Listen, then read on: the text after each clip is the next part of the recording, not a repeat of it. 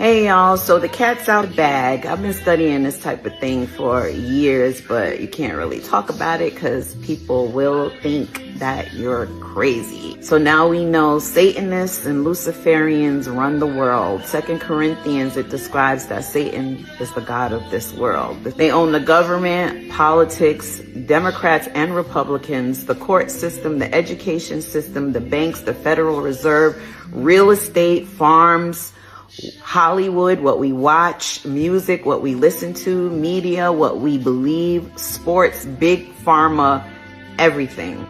We pay their taxes, we work their jobs, we buy their houses. We don't own anything really, because even if we paid for a house outright, if we miss paying taxes one time, they can take the home. We've been pitted against each other like crazy forever. Black versus white, rich versus poor, men versus women, Democrats versus Republicans, Muslims against Christians. We fight over narratives that they've created to keep us divided while they're doing whatever they want. Hunting, killing, sexually assaulting, sacrificing, torturing, cannibalizing, yes, cannibalizing, and organ harvesting our children. Grooming them and over-sexualizing them, teaching them inappropriate things in school. They start wars and they tell us it's this country or that country, or it's this religion who's our enemy. And our kids go to war to defend lies. They fund both sides of the war and make billions of dollars while our family members are sacrificed. We have been bamboozled beyond our wildest dreams. Everything we've been fed is a lie. So what do we do? If you're like me, like, okay, we got the information, but what do? We can't impeach the president because that's up to Congress.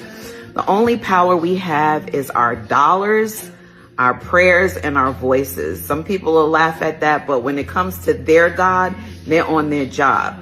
They pray to their God, they worship him, they murder, assault children, make blood sacrifices. They are very dedicated to making sure their God is pleased with them. We can stop feeding the beast with our dollars. When things are exposed, we can stop giving them our money. I'm not telling you who you should buy from or where to spend your money, but I do encourage you to investigate the companies you patronize.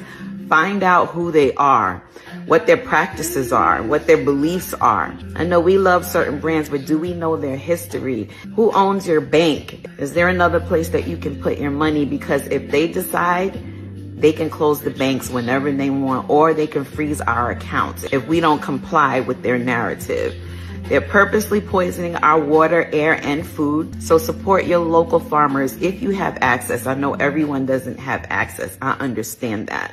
Buy fresh, real food. Buy land if you can. Grow food if that's in your heart. Even this information we've been exposed to, I think it's designed to see what we will do. This information can make us feel helpless and depressed and even more complacent, giving them even more control to usher in their new world order, their one world government, one currency, one world dictatorship where we have no rights at all.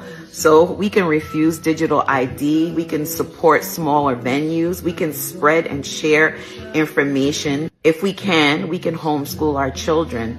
Support local farmers. It's healthier, it's cleaner. Get back to eating whole foods. If you can, try and go direct to consumer.